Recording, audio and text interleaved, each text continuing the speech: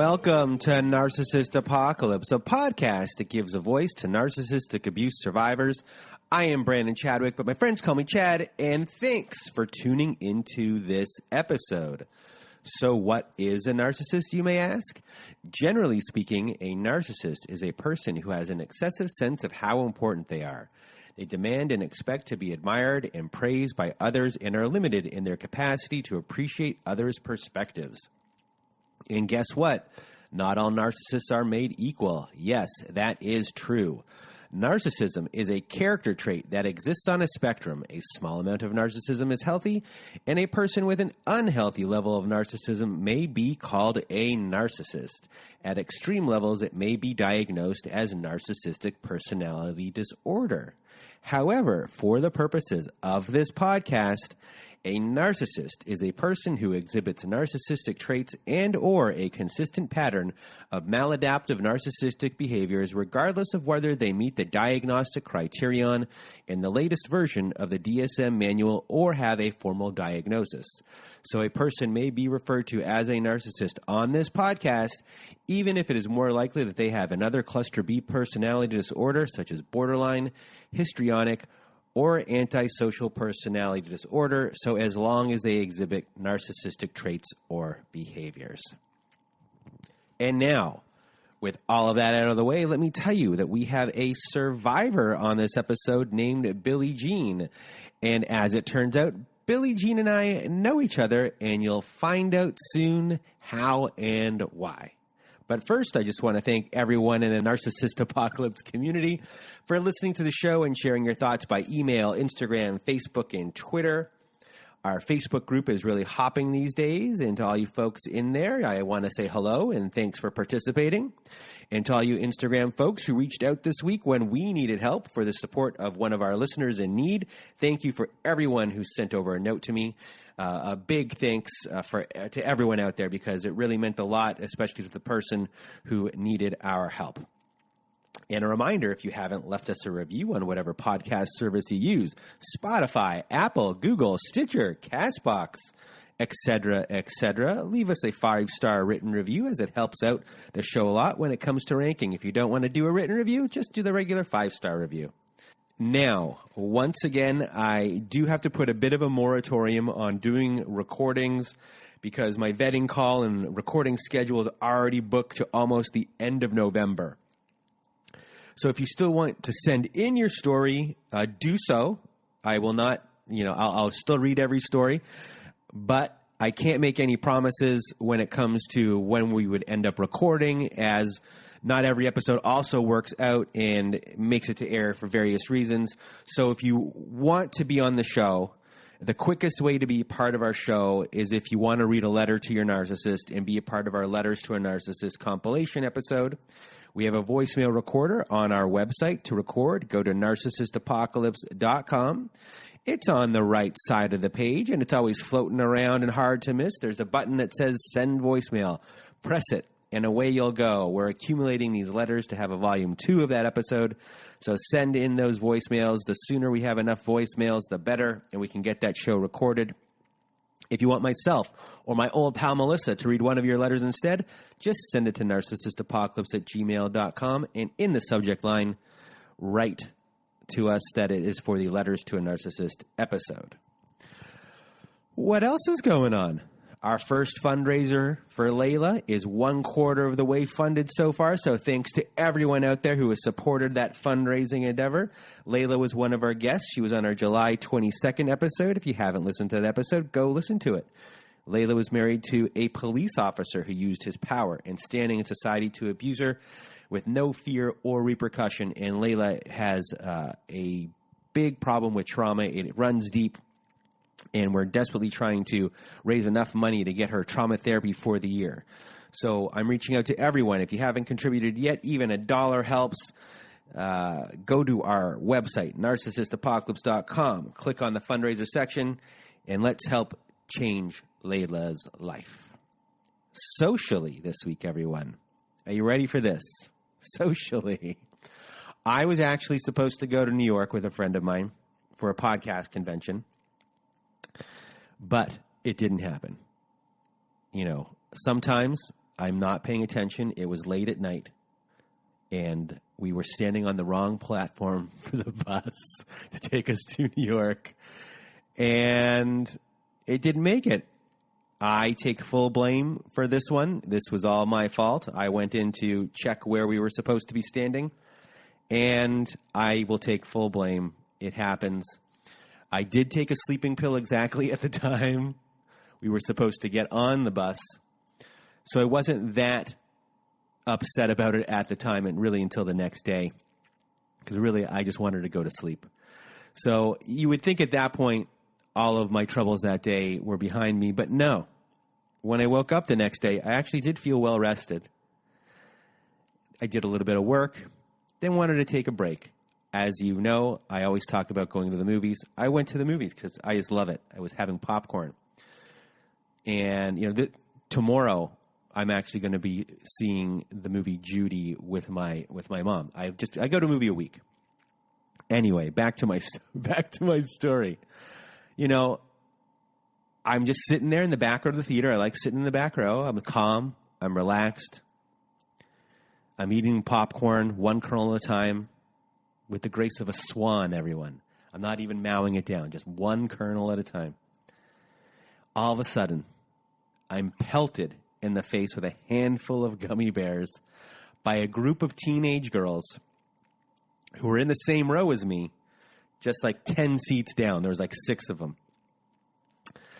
And I'm laughing about this now. One of them, orange gummies, actually stuck to my neck. Was this funny? Yes. Was I in the mood for it this day? Not really. And, when I told the story to one of my friends, a lot of my friends, they were all in hysterics about it. And specifically one of my friends, Doris, she had a really good chuckle at my expense. So if you're listening, laugh it up, my friend. I know you listen to the show. So that was kind of the way my week ended. And it was just one of those weeks. So now I'm just going to get out of my own way after that story. Here is my interview with Billie Jean, and I'll check back in with you when it is all over. Welcome to the show, everybody. With me today, I have Billie Jean. How are you doing, Billie Jean? Hi, I'm good. I'm good today. Today's a good day. Today is a good day. And for everyone out there listening, Billie Jean isn't just a guest on the show. She is also the chairman of the board of this podcast. You were a listener who reached out one day and started helping me in behind the scenes with this podcast. And I am forever grateful to you, not just because you helped me grow this podcast and give me guidance, but because you are a true friend of mine now. I love having you in my life. And you also have given me a sense of confidence that I never had before. You believed in me, and it's something I've always struggled with, so I thank you for doing that for me, and you're the best. Thank you. Oh, my God. That's so sweet. You're my president. Thank you. And I feel the same. I mean, it's been such a journey, and you showed so much kindness and empathy. I had never seen that from a pure stranger. When I reached out to you with my situation, I was deeply, deeply moved and touched. And after that, I would do anything for you. You're my friend for life. So I'm happy if I helped. And you certainly help me all the time. And thanks for having me on the show.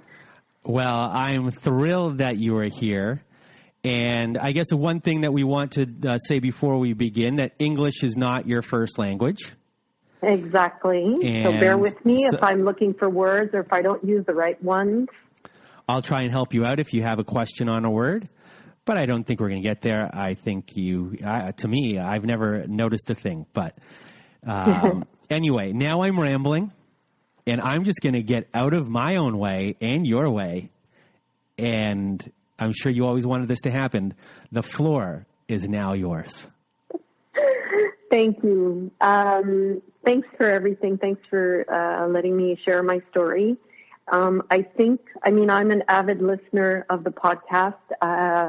I can connect so much with most of the stories and the people that have shared, including your story, Chad. And I think where my story differs a little bit is that I am still currently married to a narcissist. So how does that happen? How did I get here? And what are my next moves? I guess is a little bit something that I wanted to share. The reason I really wanted to share, it's important for me, and it's sort of a gift to myself because I'm actually recognizing and allowing myself to feel like everything that's been happening to me throughout my whole life in this situation. Because what I was just telling Chad before this is that I realize that I am definitely a serial narcissist dater.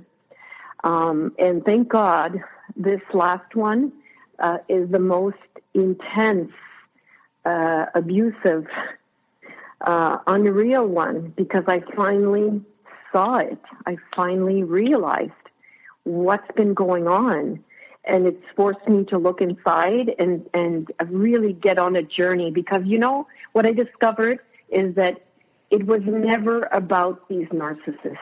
I mean, of course, I'm not saying it's not their fault. What I'm saying is it was never about the narcissist. It was about me and looking inside and fixing myself, recognizing what's inside me that makes me accept these kind of behaviors toward myself. And it's not at all victim blaming at all. I mean, I don't deserve, and nobody deserves to be treated this way. But what I'm saying is the sense of empowerment that I've gotten from the fact that I am now going to, cure myself and never expose myself to that kind of behavior in the future.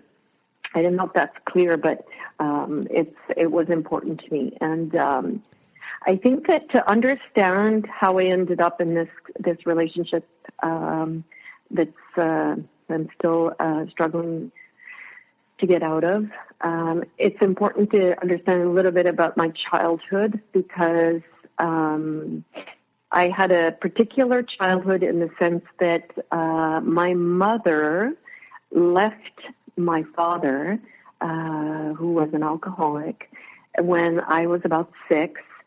I was an only child, and basically she left me with him.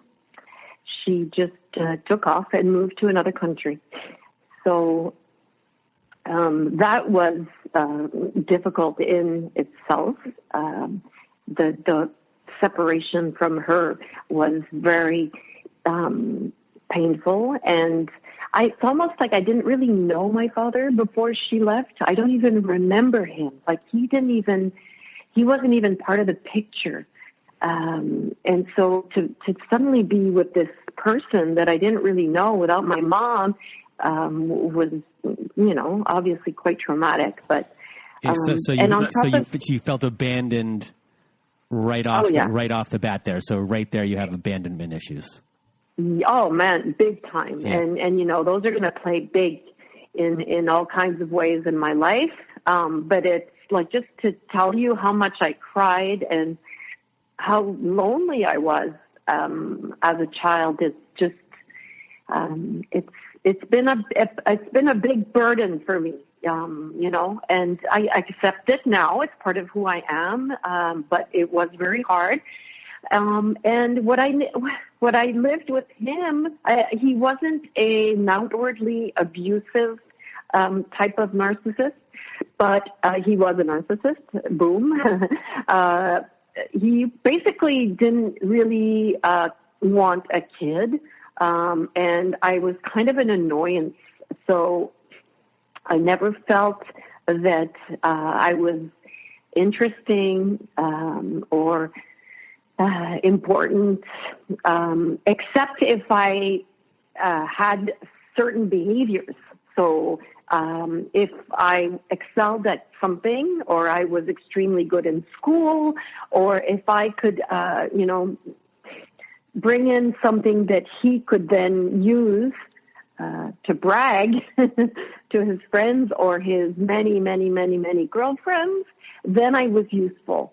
So that kind of pattern of me working for love, recognition, and appreciation started right there. And so he was very he drank a lot, but at the same time he was successful. He was handsome, and he had many, many, many, many girlfriends. And women in my house were in and out all the time, and there was a lot of drama, and I was exposed to that.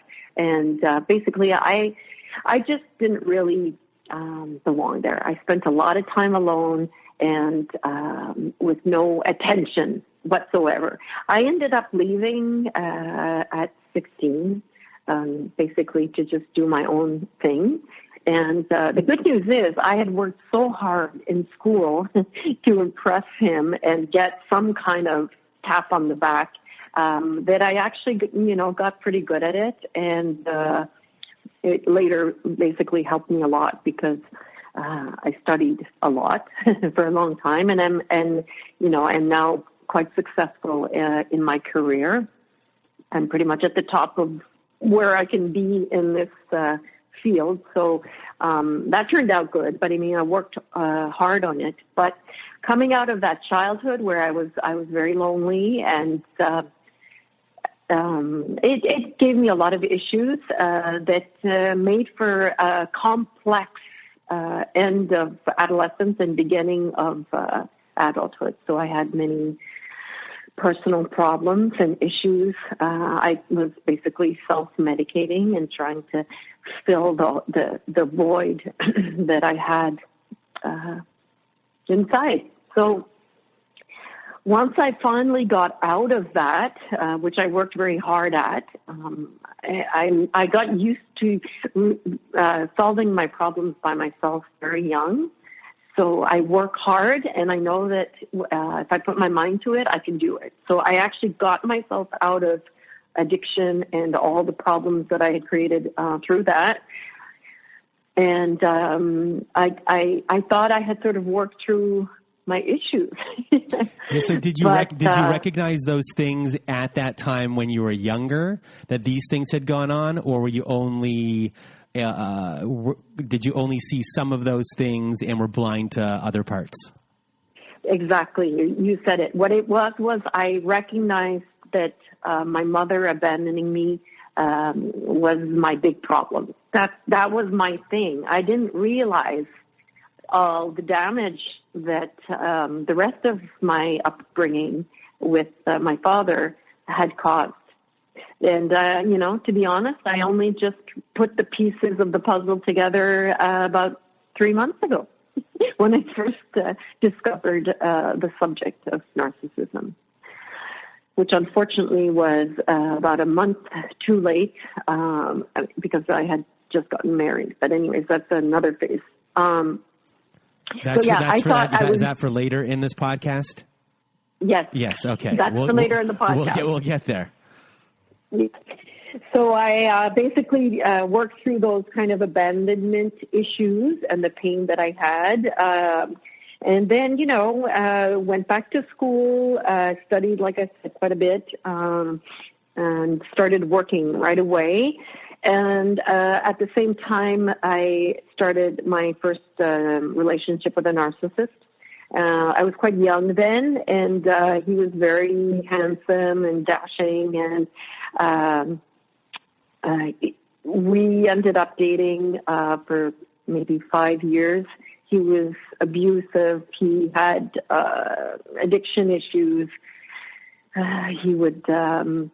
anyways, I'm not going to dwell too long on him, but he was the first one. So he's also the father of my oldest child. I have 2 children now. So I finally got out of that relationship. And I remember just getting out of that relationship, thinking to myself, the way that I did it, I had to remind myself that I had been somebody independent and a normal person before I met him. I had lost myself totally in that relationship. I didn't even know who I was anymore. And it's really weird because I want to say this because I know you know, but I'm going to say it anyways. Being an abuse person, whether it's emotionally, verbally, physically, whatever, it doesn't matter how much education you have. It doesn't matter how much confidence you show outwardly, how successful you are. I mean, I am the living proof of that. I mean, if you see me on the street, you're never going to think that I've been with such horrible men. It's I can't even believe it myself, but something in me, I guess now I realize I got used to feeling that way, because that's how I was brought up. That's how my father was. And so it's sort of I searched that out and I accepted that as normal.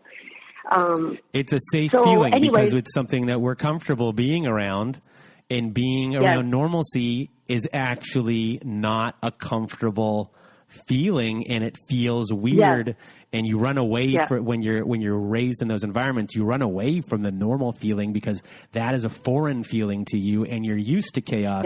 So you go through it, and it's unconscious that you do it, especially at a young age, and it takes a while for you to figure it out. And the ones who figure it out at a young age, all the kudos to them, because they saved themselves a lot of trouble, and they were just smarter than me.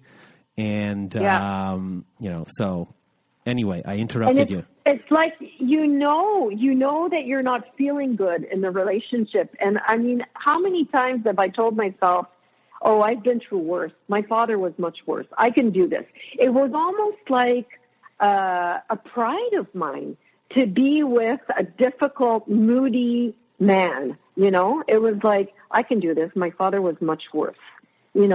I can suffer. I can, you know what I mean? I can put up with this. This is nothing. That's interesting that you had a pride that you can deal with this. Almost. Yeah, almost. Oh my God, I've been with worse, It's insane. It's anyways, so fast forward a couple of years, and I think this is the story that's the most recent one that actually made me realize all this. I reconnected with somebody that I had known from the past briefly, very briefly. And it was instant, wow, oh my God, this person is so awesome. I felt like he would be a perfect, partner to grow old with, all that stuff, for many, many reasons. I thought he was open-minded. He was kind.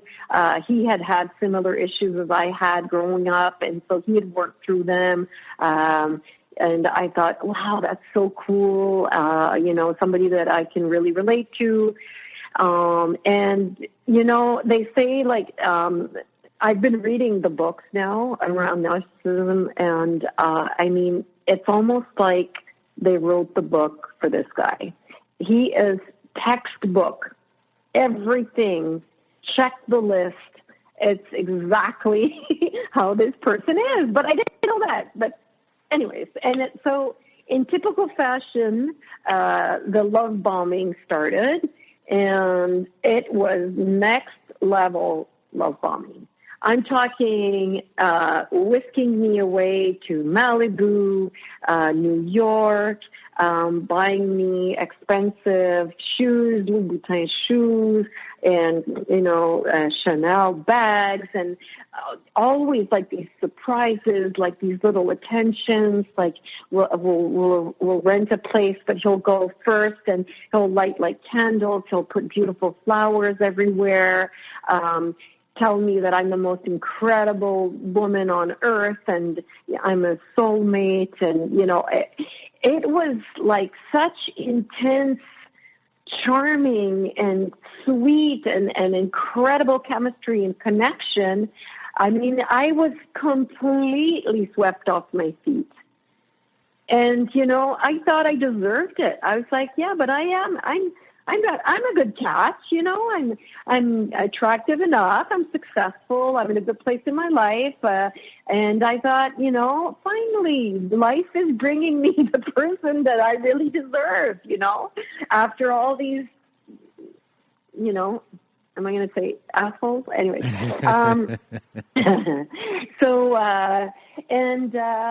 It didn't take me long to get the proverbial red flags and to not listen to them, obviously. I think after the first weekend that we spent together, he was talking about marriage. And I was like, oh, that's quick. Like, I've never been married. I never wanted to get married. And I was like, that seems a little quick, but you know, you're so swept up in it.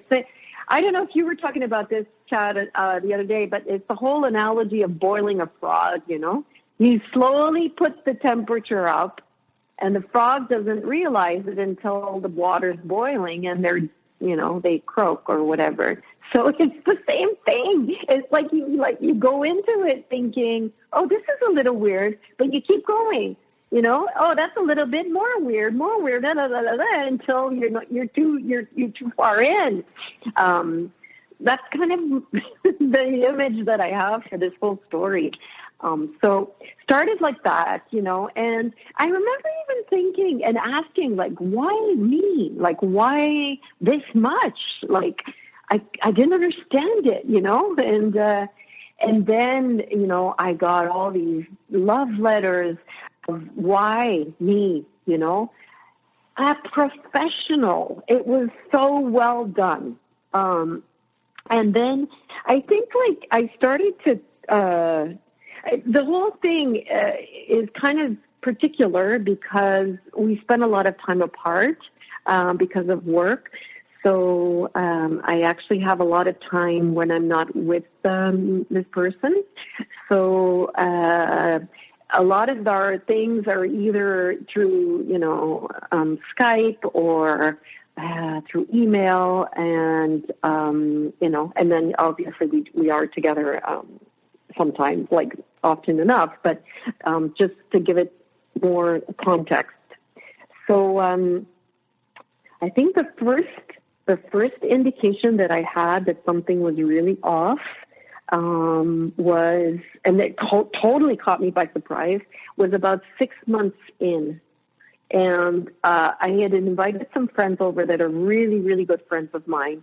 And it was like the first time that I was introducing him to my good friends, and I was really excited about it, and he knew, and I prepared this nice, beautiful dinner, and they were actually driving in from somewhere, about an hour and a half away, and then we were waiting for them, and in parallel, he had been, you know, struggling with smoking and quitting smoking. I just want to put that in there because it becomes important. But so let's say I was expecting them around 6, and around 5:30, all of a sudden he says to me, "I'm going to go lay down. I'm going to take a nap."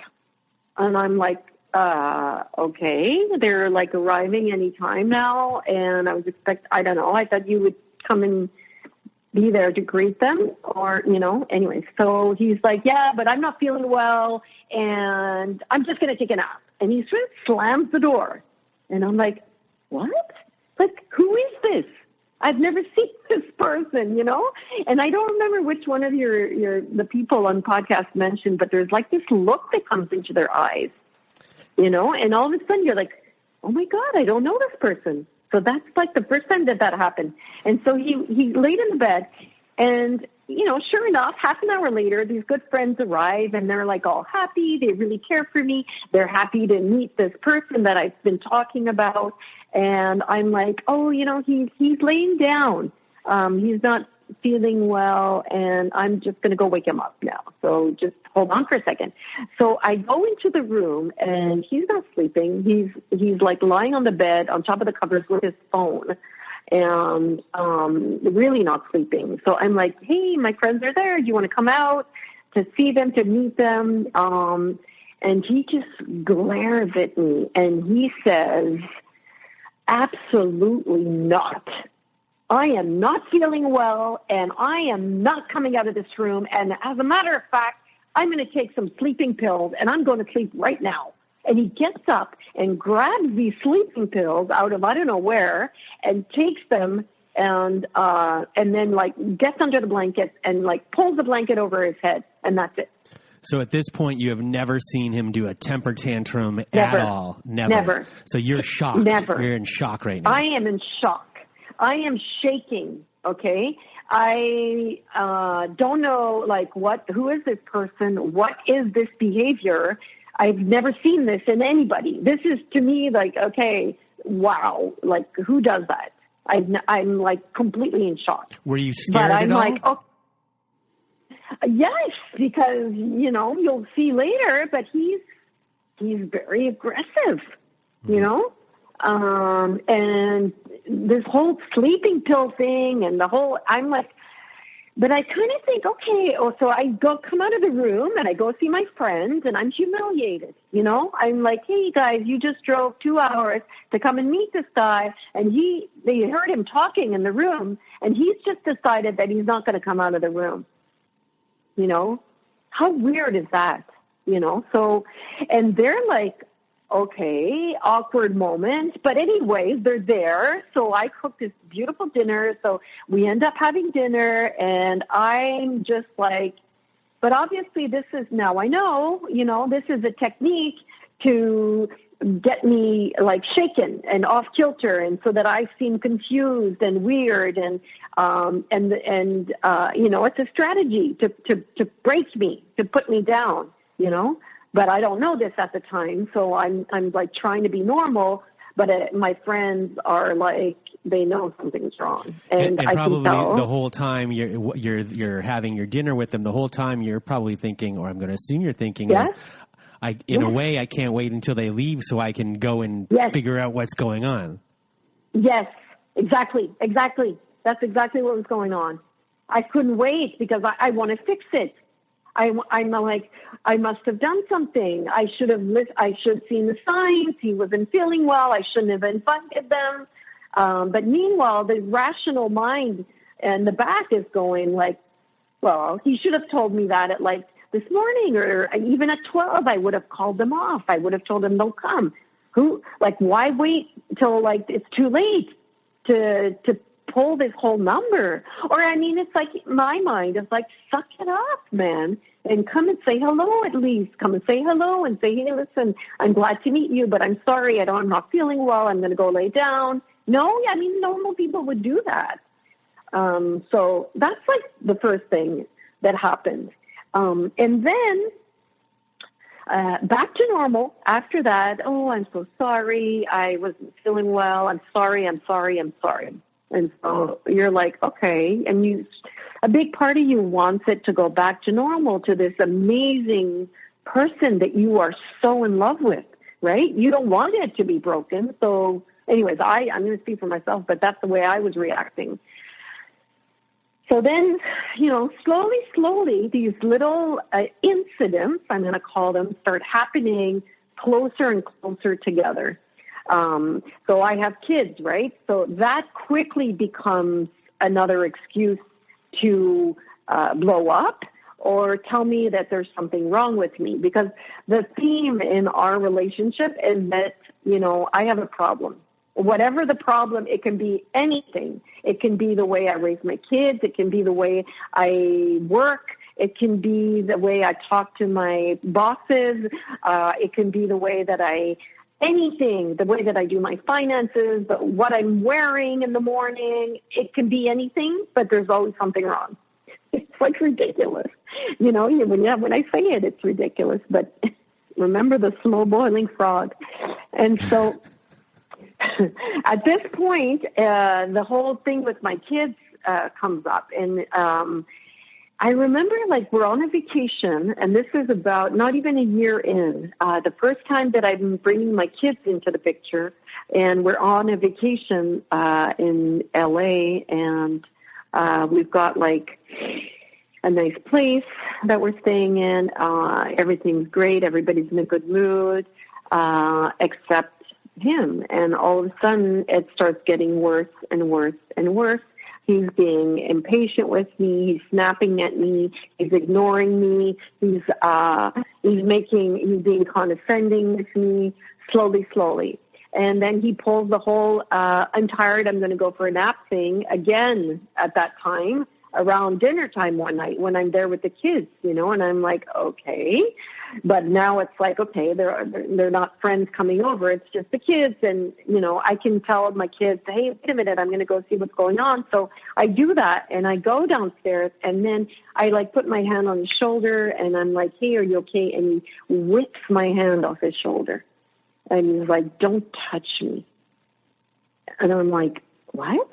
It's like every time, like, I don't know what's going on. It's like Jekyll and Hyde. It's a crazy thing. It's like I don't know. It's like, I'm sure your listeners understand because they've probably seen it, but it's just insane. And so, and then he starts on this whole thing that I really need to see a therapist with my daughter. My daughter is, she's not right. I'm not right. The dynamic between us isn't right. I'm not doing.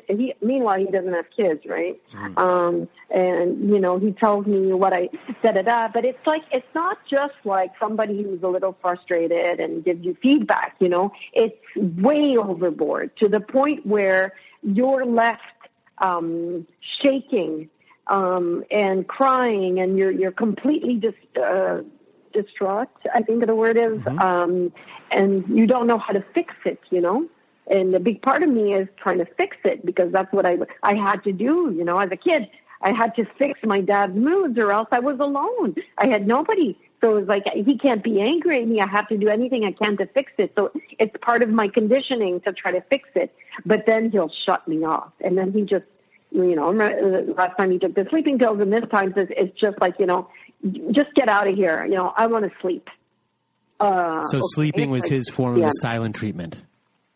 Exactly. Silent treatment. And then the next day, silent treatment again. He's angry. He'll dismiss me. I'll try to talk.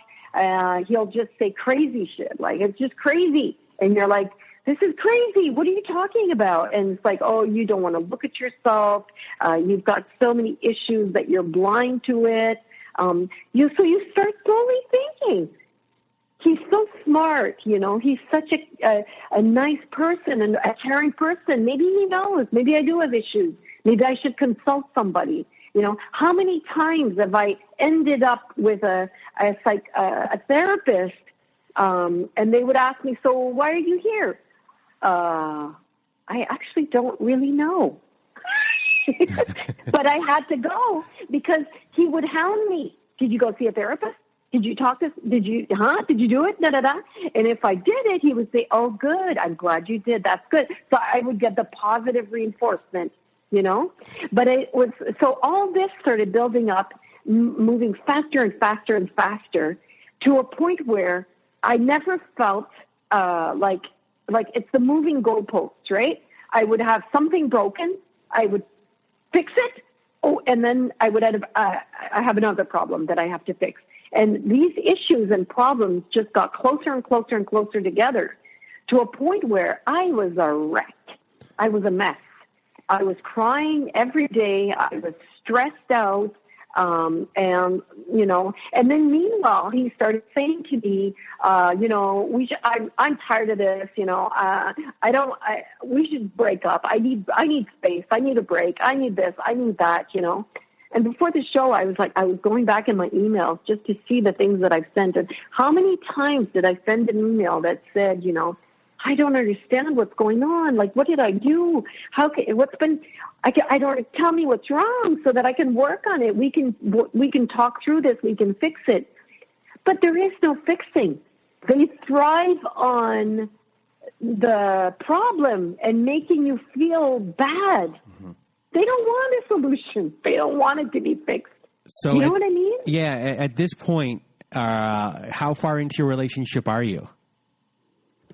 I'm about buying a house together. Okay. Far, but not married far. Okay. I'm sorry for laughing, but we have a good sense of humor about this. No, it is. It's hilarious. Oh my God. So after that, this is like sort of like a call, like a culmination is coming up, and he's saying, I'm going to leave you and da-da-da. And all of a sudden it's my birthday. We're not together. My friends are throwing a party for me. They're waiting for me. And, I've read in the book later that, they often do these things on special moments, either on vacation or on your birthday or when there's people around. So, because they want to shake you so that you look like you're a mess. And they look good and they feel good because they've just torn you down. So on my birthday, just before I'm about to leave, I've got my shoes on, I'm about to leave, and he says, yeah, it's over. It's over. And so by that time, I'm just like, you know what? I'm going to go to my birthday. I'm going to have a fun, and that's it. So go to my birthday, and at the party, I start talking to one of my really good friends, and I just break down and I tell her the whole story, because I've been hiding it because I'm ashamed, I'm like, I'm being abused. I knew by this time that this is called abuse. At least I had a light went off in my head, and I was like, this is abuse, and I told him that. I said, you know what, I feel like you're abusing me, and this is wrong, but I still hadn't heard about narcissism at that point. But anyways, I tell my friend that I spill the beans about the therapist, about all the things that I need to fix that I'm not doing right. And she just looks at me, and she's my very best friend, and she stares into my eyes, and she said, that is not true. She said, there is nothing wrong with you. Do you realize what you're saying? She said, you are the most balanced, happy, generous human being I know. She said, you're the most patient, loving mother I know. She said, what are you saying? I still get so emotional because it was like a shock. He had me believing that.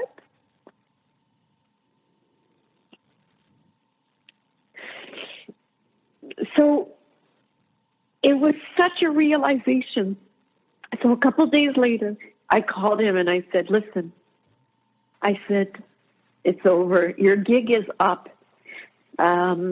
There is nothing wrong with me. You are what is wrong with me.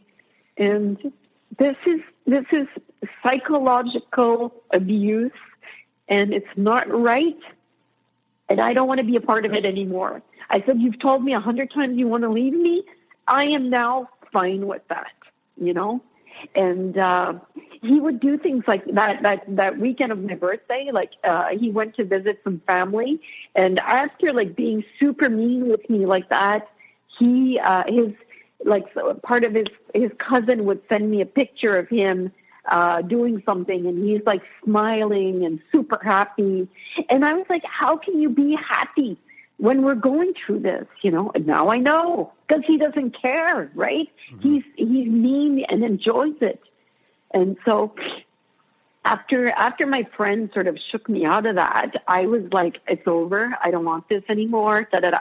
So lo and behold, I had just been discarded, and I had discarded him back, right?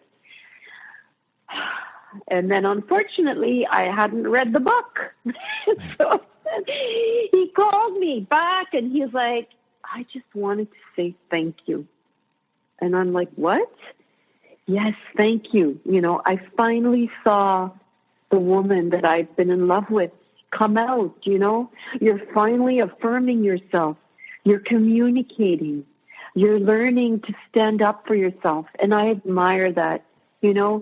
It's like, and I'm so sorry, and this and that was causing me stress, and, you know, I didn't tell you, but all of this has been going on, and that's why I've been so rough and mean, and blah, blah, blah, blah, blah, blah, blah, blah, blah. And I'm like, oh, okay, well, maybe I was wrong, you know. And yeah, this is like the part in the horror movie where the girl goes back in the house and there's a guy with a chainsaw and a mask behind the door. And you're like, no! He got you. It was a great move. Like, that's a great line he pulled on you right there. Yes. And he got you. He got you. That was his word. Yeah. And wait, it's not over. Because then he said, you know, you are such an amazing woman, and the only thing that I want, if I had one wish for the rest of my life, would be for you to be my wife. And how are you feeling when that happened? Did you forget everything? I forgot everything, and for a minute, but I wasn't like, I was like, oh, okay. You know, so I don't respond, obviously. Like, remember, we're not always in the same city. So I get like a lot of moments where I sort of forget this abuse. But yeah, so, in the end, I said yes. Can you believe it? I have a question. So, I have a question for you. Yeah. When you said yes, and you told that friend specifically that you just told that information to, what was their reaction? She also doesn't know at that point about narcissism, and she thinks, like me, that relationships are tough and you get stronger. You get stronger in a couple if you succeed in overcoming difficulties. And, you know, she thinks that, and I'm trying to convince her because meanwhile, I'm addicted to this guy. You know, it's like. But at first she validated you, and then, in a way, there was not that she did not validate you. She just went with the stock answer that a lot of people have. No, well, all this it happened in the same conversation, but it didn't. It was more like maybe a month later. Yeah. And by that time, we had already been sort of like back on the mend, you know. And actually, the cycle had started again. We were back into the love bombing. I got 2 Tiffany boxes when I woke up, put on my pillow, not 1, 2, you know, and the trip to Hawaii. So by this time, it's back to the love bombing. And in my sick mind, I think that, you know, we worked through something, you know, and again, I can do this. My father was so much worse. And guess what? I've only dated men that have treated me in some fashion like this, you know? So it's kind of like my normal, you know? And it's sad, but, you know, you've come to know me, Chad, and it's like, can you believe it? Yes, because I didn't know that I had those things to heal. So I fucking fell for it and went into it. And once that was done, well, then it just got worse, and it really got worse. And it's violence, not against me physically, but, you know, it's throwing things, it's tantrums. It's like a 2-year-old having a tantrum. And I mean, when I was saying textbook, I mean it. Like, I read in a book that one of the things they like to do is disturb your sleep, because it'll make you more susceptible, you know, to being abused. So I don't know if you knew, but now I know. And they will wake you up in the middle of the night and say things to you like you're snoring. Like, I literally read this in a book, and then he did it to me. I mean, yeah. So he would do all kinds of things to disturb my sleep. Like silent treat me, over the phone, like literally. Like you're staring at somebody on Skype and they just don't talk. And he's got this face. And I'm like, what's wrong? You know, I'm really not in the mood to chit-chat right now. Making me feel stupid for wanting to talk and say hi. You know, it's like you just want to chit-chat, but I'm really not in the mood for that, you know. So, and just like stuff like that. But he would also like wake me up in the middle of the night and have a tantrum and say, you know, you're snoring. And I'm like, what? No, I've never snored in my life. You know, nobody's ever told me that. Like, how is it possible? You know, and like just like creating these incidents and these fights, so that the next day I would be weaker. You know, having these tantrums where he'll throw something like across the room near me. He'll break something with his fist to intimidate me, you know. He'll yell at me. It's all escalating, by the way. He'll yell at me in front of other people, in front of, he did once in front of my kids, and I think that didn't go too well.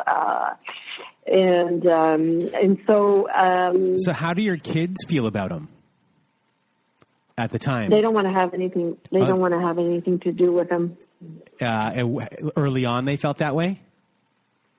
No, they were, in the beginning, they were, you know, they were like me. They just saw the charming, amazing human being that may or may not exist under this whole layer of narcissism. I don't even know anymore.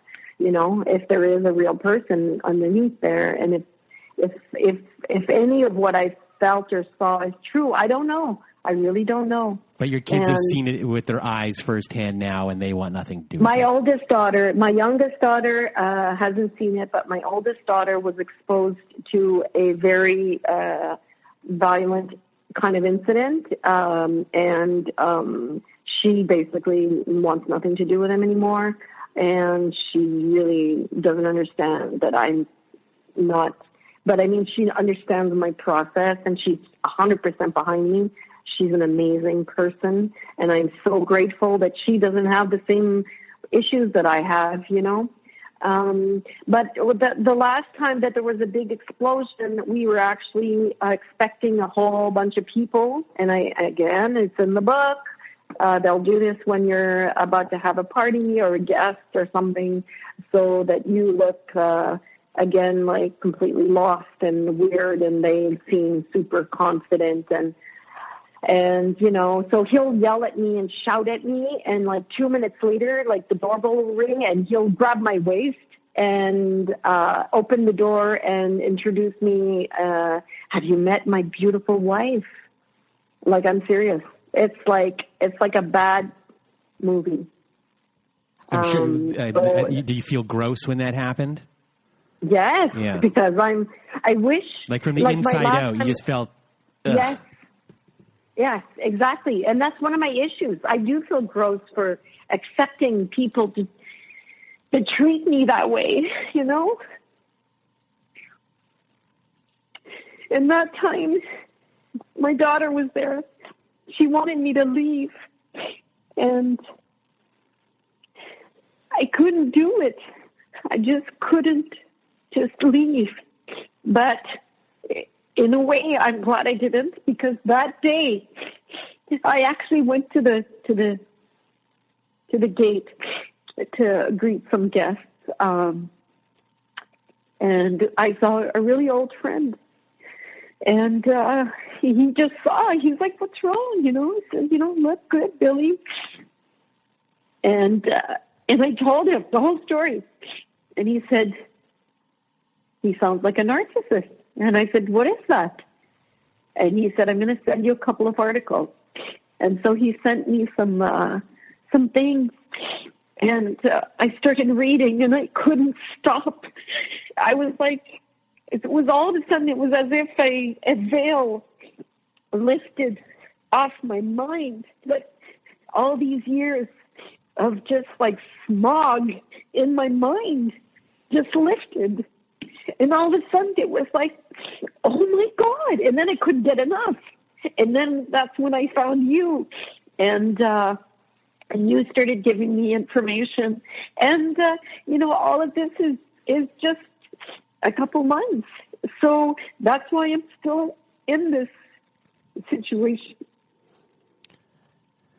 So one of the things we talk about a lot that a lot of people probably go through are the subtleties that when you have the, I guess, not the love bombing, but he's being nice to you, that there's still the subtleties that go on where, you know, you're back in it and you're thinking to yourself, maybe it's not that bad, but you yourself have been doing a lot of work and watching for these small little things that add up into a bigger thing. So can you, for everyone out there who might be not realize that they might be going through the exact same thing because they might not have the giant blow-ups, but can you explain the little things that have been going on that you've been paying attention to? And I think you've been journaling it, correct?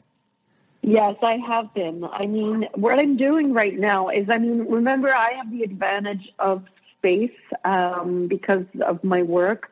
And so I have a lot of time where I can regroup, and what I've been doing is just working on healing myself, giving myself, love and acceptance. And so I want to get really strong for the next phase, because I know it's going to be difficult.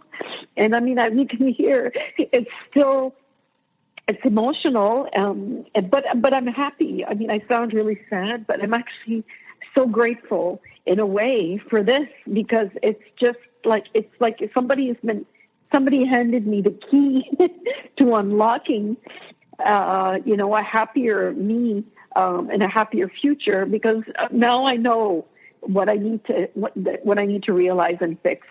So meanwhile, I'm still caught up in this whole thing of hoping and trying to discern. So yes, I have been journaling, and what I've noticed is, for my particular type of narc, it's all about control and controlling my behaviors, and the control comes in layers. And so it's very subtle. Some are very explosive, but those don't happen every day. So let's say on a day-to-day basis, like on a good day, the little control layers will come in the form of, for instance, commenting on what I'm wearing. I'm going to be cold. I'm going to be warm. I shouldn't wear those type of shoes.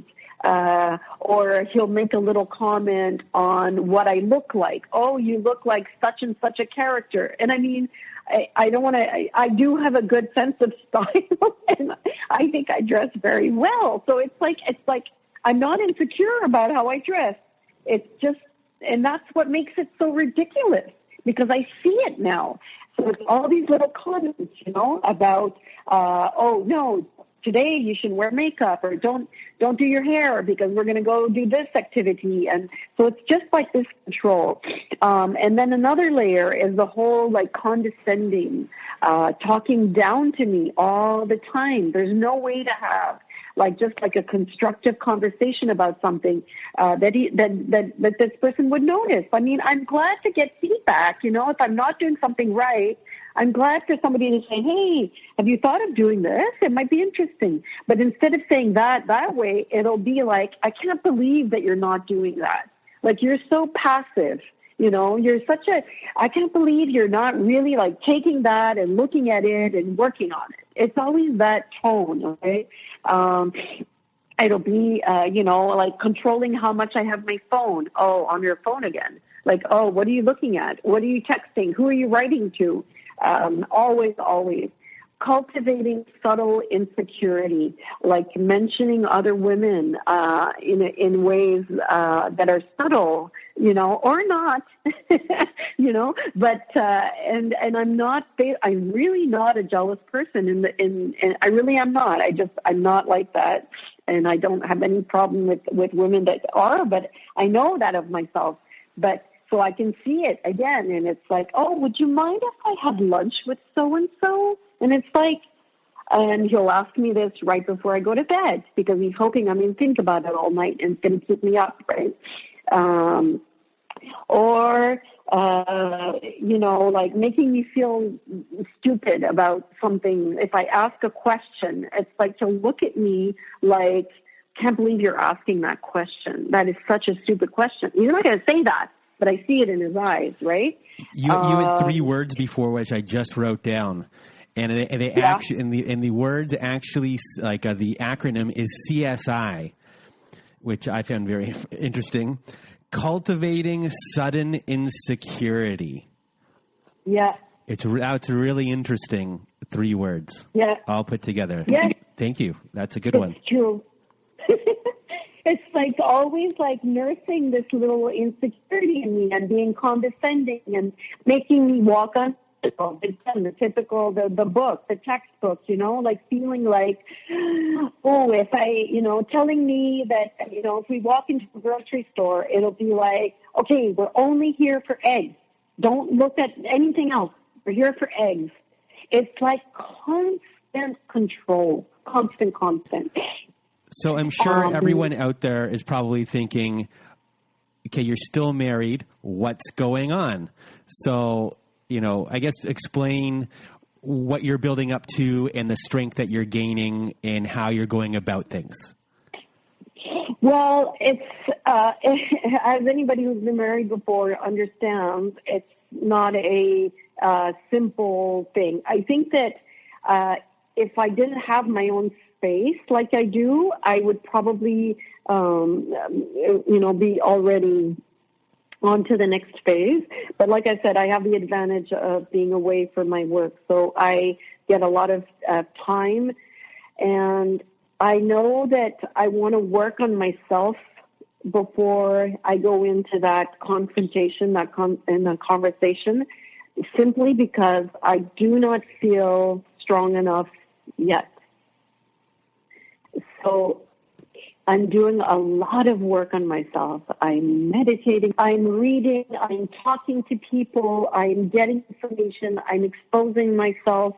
I have nothing to lose but fixing, healing. I'm in a healing journey, and I know that I will heal. I really do. And I am healing. I've healed a lot, actually. I feel much stronger. When I'm with this person, I'm even at the point where I have compassion, and empathy, because I am an empath, and not in a victim kind of way, in a way that's more, that's clear, that's,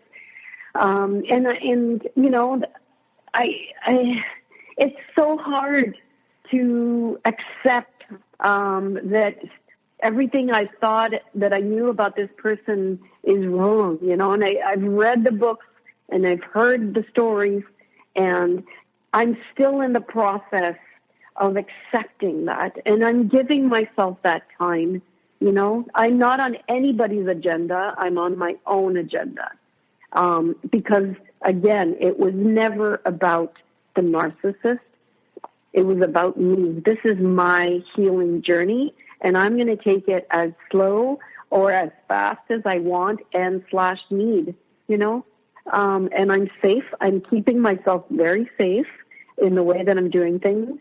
And talking to all of you guys is part of this process and this journey.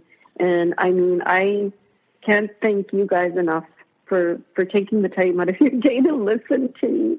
Well, the one thing I want people to know is that when I first started talking to you, I guess was mid-July-ish or close to the mid to late July, the amount of work that you have done in that amount of time and the realizations that you've come to and all of the work of your role in life and going a little bit deeper to things that happen and being aware of all of your actions is remarkable in this short amount of time, how far you've come to where you are now.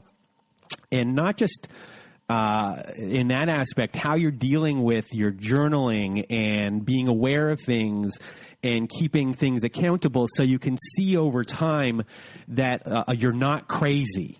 of being a big thing, that these things are happening. And if some people out there probably don't want to rush to judgment, and, they go back and forth, but you're being very thorough as far as your decision-making process of everything. And you're just like, in a weird sense, it's just like, okay, all these things have happened. And now one last time, I'm going to take all of these notes, just because this is, as I say, I'm OCD in many ways when it comes to locks. And I'm like, I can go up to that lock a million times, but until I say it is locked in my head, then I know it is locked. Yeah. And in a way, you're doing the exact same thing. You're finally writing it down.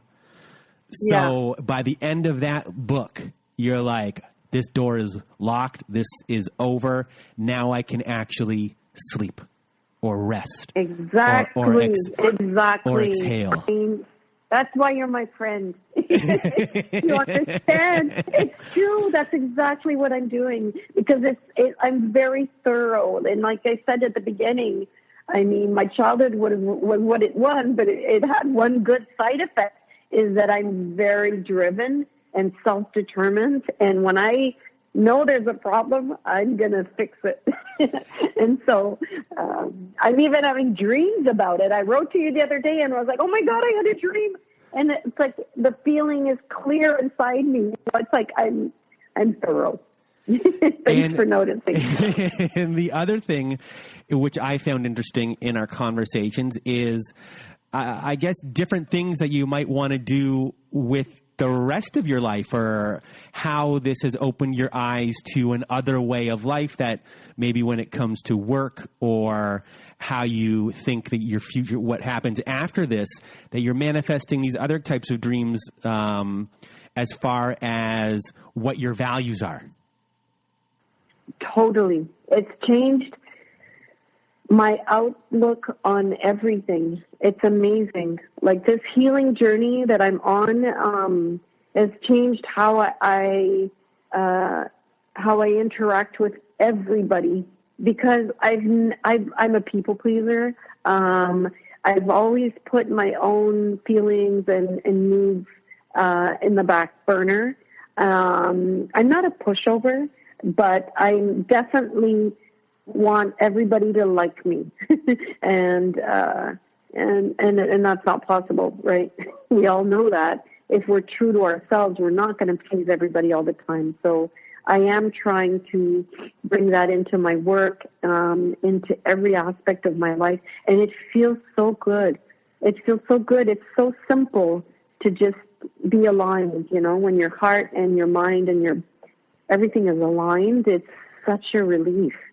And I was always in a state of uncomfort, because I knew everything was wrong, or not everything, but some things were wrong and they weren't right for me. And yet I was sort of like trying to push through them. Like that was the way to do it. And now it's like, no, I don't have to push through it.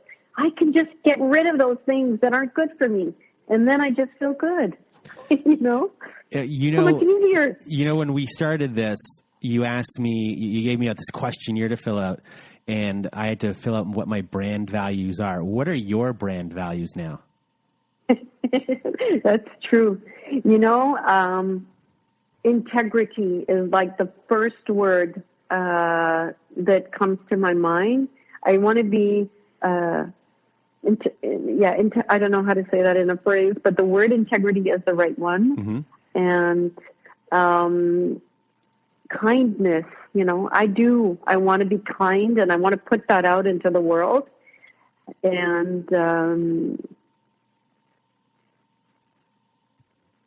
just peaceful. Yeah, no more turmoil, no more of this drama in my life, no more of just be aligned with my feelings, have my mind, my heart, my body aligned. Healthy mind. Healthy is another big one for me. Mm-hmm. So those are my values. That's a good question. I need to think about it more. And before we leave, Madam President, do you have any parting words for people? Well, I think that no matter where you are in this journey, and I'm assuming if you're listening to this, you're somewhere in the journey, I think the faster you start working on yourself and like building your own confidence inside, like a true confidence, and hopefully leaving, whatever the situation is, the easier it gets. Anyways, that's what it was for me. And kudos to all of you that are already way past this phase. You're an inspiration to me. And I've heard a lot of these women on this show, and you really are an inspiration to me. And I thank you all. Well, Billie Jean, thank you for being on the show. I did not know this would even happen one day when we first started talking and started doing the work together and trading ideas back and forth and being really on, I think we were on the same page from the beginning. Being part of my life, being part of the podcast. This has all been an unexpected, benefit to doing this podcast of meeting people like you and everyone becoming part of each other's lives. And you really become a part of mine. And from the bottom of my heart, I love you. I love you being in my life. And thank you for being on the show today. During your episode today, I got goosebumps in a lot of spots. And you're just a good person and you deserve the best. Yeah. Thank you. And I feel the same. Thank you so much. So for everyone out there, I love you too. And so for everyone out there who is listening, good night from me. Good night from you. Yeah. That's it. And that's it. Have a good one, everyone. Bye. And that was my conversation with Billie Jean, my boss, my friend, the chairman of the board of Narcissist Apocalypse. I hope you enjoyed that interview. I love doing that interview. We've grown as friends in the short amount of time we've known each other. And before I leave, I just want to thank Billie Jean again. I also just want to remind everyone again about our fundraiser for Layla at narcissistapocalypse.com. Go to the fundraiser section. Also, jump on to our Hoppin' Facebook group. Am I dating myself by using the word hoppin'?